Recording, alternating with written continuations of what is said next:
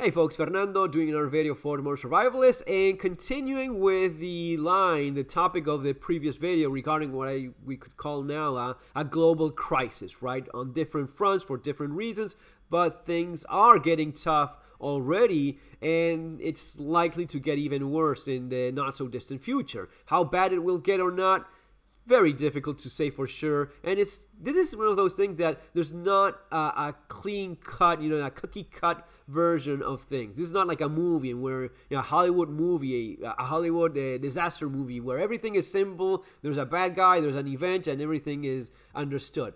That is for TV. For life, it's a lot more complex than that. But I want to do a video about the 5 things you should consider preparing for and understanding how all of this is, at the end of the day, gonna be impacting you, your life, your quality of life, your well-being, and your family's well-being as well. So what are these 5 things I want you to think about and consider when preparing? Let's go with number 1, violence. You're gonna be seeing more violence in general, right?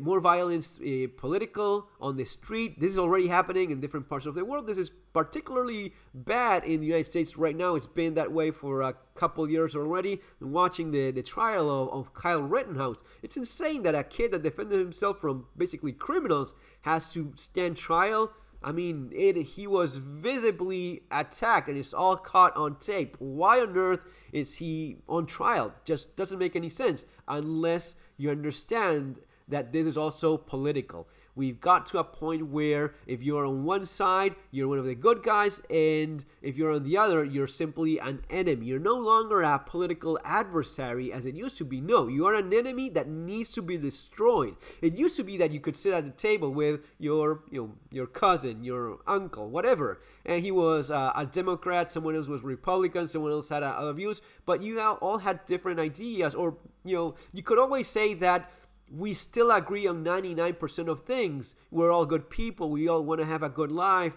and that our differences are so small. Why would we ever fight, right? That used to be the way. Now, what you're watching right now is different. What you're seeing right now, specifically in the United States, is that difference is that one guy thinks that America is a country that needs to be completely destroyed because it's pure evil, and the other side thinks, no, I don't think that's true. I don't think we're bad people, evil, and need to be destroyed. That difference is huge. Someone wants you gone, and another one wants to survive. You don't have much of a choice there in terms of, okay, we'll just agree to disagree. You cannot have that stance, that position with someone that wants to destroy your country, destroy you. All of this translates to violence on the street. You're seeing this, you've been seeing it for a while, it is going to be getting worse. It's going to be getting worse all over. Some parts of the world are going to be worse off than others. Number 2, crime. You're going to be seeing this go up as well, not just violence, random. You need to understand the difference. Sometimes violence is random. Someone that sees you because you have a certain sticker on your car, or he sees that you're wearing a certain hat, or he just assumes you're of a certain political affiliation, and that just makes you his enemy. That is something you have to prepare for, understand, and get ready for as well. This is different in terms of these elements that understand that in this complicated time, there's money to be made. There's money to be made by organizing in terms of criminal activities, more robberies, more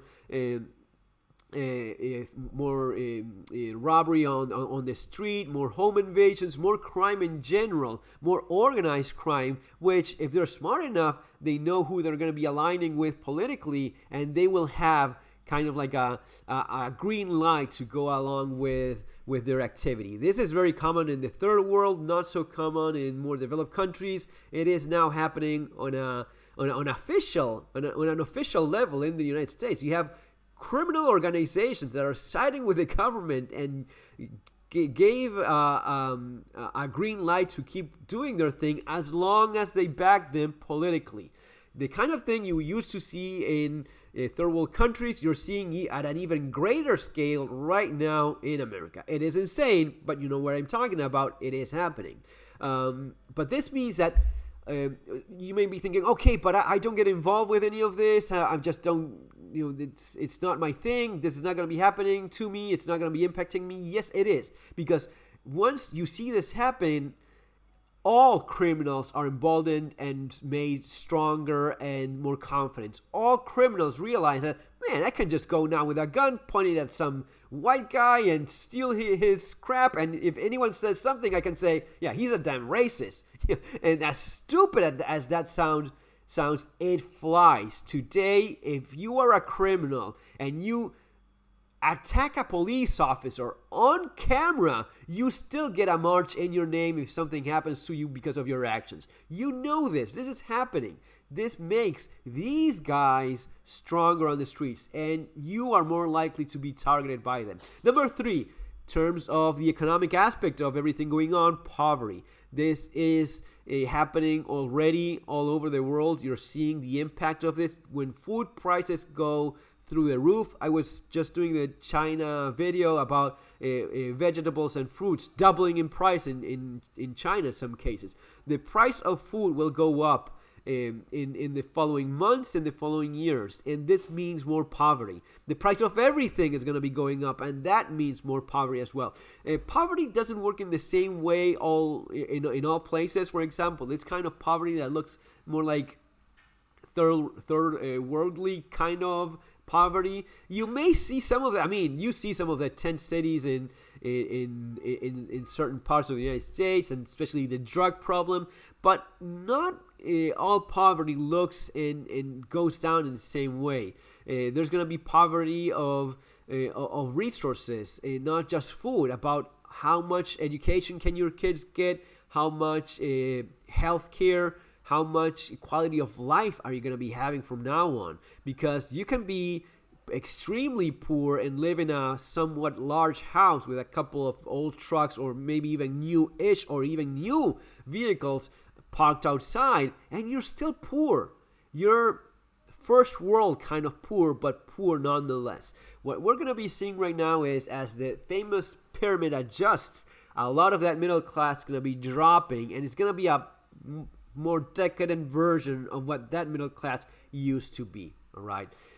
Number 4, let's move to failing infrastructure and the grid. Possibility of it going down fully could always be always a possibility. Actually, the Swiss and some of the more organized countries are preparing for this sort of thing. But with a poor economy, what you're going to be seeing, this is something you only see when you actually experience this.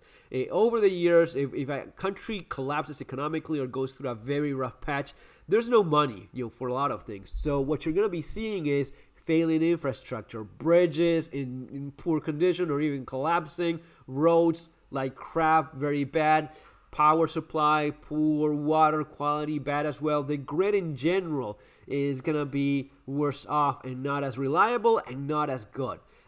You can take steps, if you have a well, if you have your own ways of purifying and treating water, if you have your own energy supply, if you have ways of getting by without whatever the grid used to provide because of some adjustments that you make in your household, in the way you organize your food supply, cooking and such. So keep this in mind. Just understand that the grid, communications, power, gas, all of this is going to be more sketchy and less reliable. Finally, number 5, large-scale civil unrest. And large-scale civil unrest is not just a little bit of rioting and burning, some of the mostly peaceful protests you've seen in the United States. Yeah, it is part of that. But what I'm looking at is large-scale civil unrest as an entire country going down and a president resigning and everything becoming anarchy for God knows how long, until everything that needs to be burned for people to calm ends up being torched, or someone takes control of things. The kind of thing that probably makes you consider, man, I have to get out of this state, man, I have to get out of this country. In the case of the United States, is being a large union of 50 different states, this may be more localized. So you may be in California and things get really crazy and you see widespread civil unrest in California, and that moment you have to get out of there pronto, right now. You don't have any more time. It may be an entire country that goes through something like this, and in my case with with Argentina, man, I stayed for way too many years after it actually collapsed economically. And sure, life goes on and all, but it's not nice. It can be the level of violence and the physical threat is there. You can't stay away from that, but eventually what happens is that the place becomes simply a shithole, and you just don't want to be there anymore. And yes, you could be the victim of point number 1 and point number 2, right? Crime and random acts of violence by crazy people that hate you for political reasons or because of their newfound socialist cult religion, right?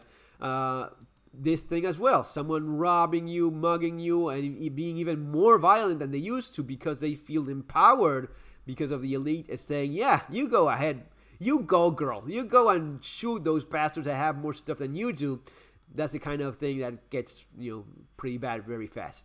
Anyway, guys, you may want to have some plans in place in case you have to make these final steps. This is the kind of thing that I wrote about in Bugging Out and Relocating.